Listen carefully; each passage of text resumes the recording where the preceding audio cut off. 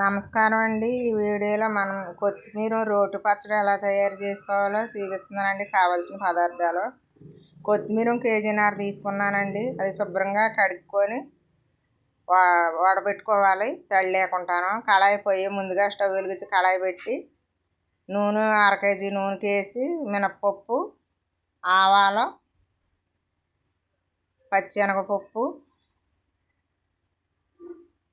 ఒక 1/2 స్పూన్ దాకా మెంతులు, జీలకర్ర 4-5 స్పూన్లు వేసినట్టు వేస్తున్నానండి నేను. ఇవి పోపులు మెంతులే 1/2 స్పూన్ వేసాను.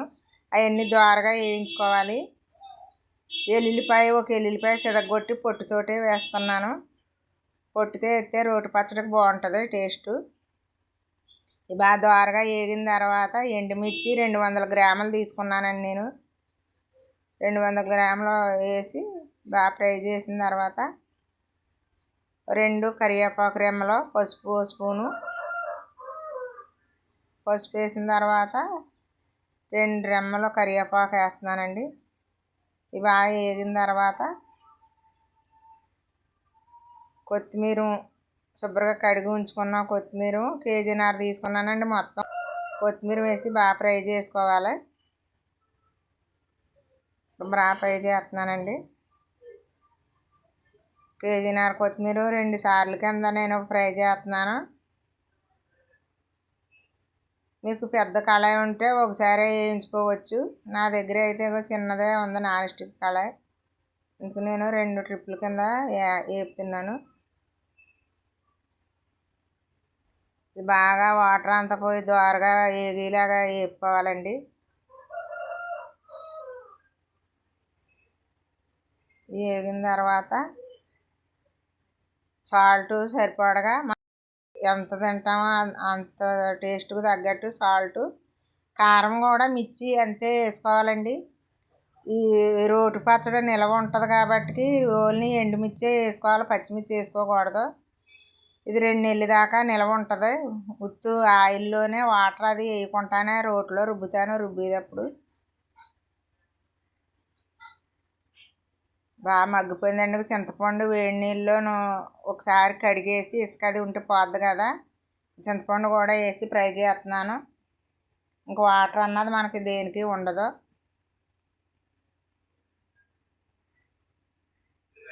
ఇది రెడీ అయిపోయిందండి. ఇది వేగిపోయింది. ఇది తీసి పక్కన పెట్టుకొని మళ్ళీ ఇంకో కొంచెం ఉంది కదా, అది కూడా మళ్ళీ నెక్స్ట్ వేపుకోవాలా. కేజీన్నర కొత్తిమీర అండి ఇది, అందుకనే 2 సార్లు వేయించుకుంటున్నాను.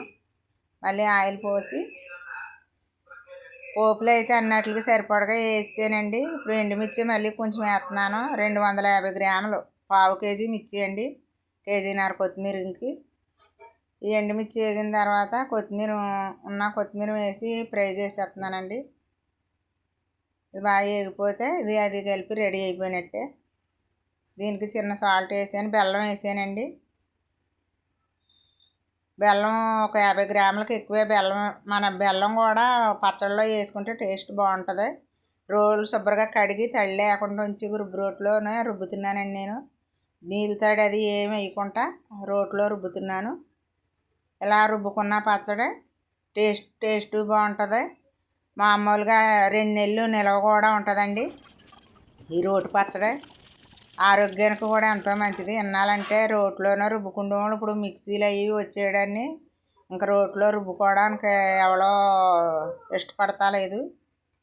రెడీ చేసుకున్న పచ్చడి అలాగ అయిపోయిందండి. పోపు పెడుతున్నానండి. ఇప్పుడు కళాయి పెట్టి ఆయిల్ వేస్తున్నానండి.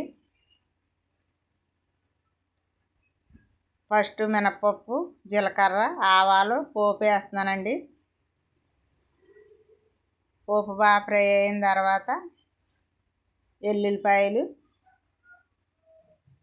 పోపులోకి కొంచెం ఎండుమిర్చి 4-5 ఎండుమిర్చి వేస్తున్నాను. కరివేపాకు, కొంచెం కొత్తిమీర కూడా పోపులో వేస్తున్నానండి. ఇవి బాగా ఫ్రై అయిన తర్వాత రుబ్బుకొని ఉంచుకున్న కొత్తిమీర ఉన్నది కదండి, రోటి పచ్చడి రోట్లో రుబ్బింది అది ఆ ముద్ద ఇందులో వేసి బాగా ఫ్రై అయిన తర్వాత పచ్చడి రెడీ అయిపోద్దండి. ఇది వేడి వేడి అన్నంలో వేసి తింటుకుంటే సూపర్గా ఉంటుందండి. చపాతీకి కానీ ఇడ్లీకి దోశకి ఇడ్లీకి బాగా బాగుంటుందండి. రైస్కిని చపాతీకి అంత బాగోదు కానీ. రెడీ అయిపోయిందండి పచ్చడి. ఓ డబ్బా తీసుకొని ఆ డబ్బాలో కొంచెం ఆయిల్ వేసి, డబ్బా అయినా పర్వాలేదు జాడీలు ఆడుతున్నా పర్లేదండి. నేనైతే ఇప్పుడు డబ్బాలో వేస్తున్నాను. పచ్చడి రెడీ అయిపోయిన పచ్చడి. ఇది ఎంతో రుచికరమైన పచ్చడి, ఆరోగ్యానికి కూడా మంచిది.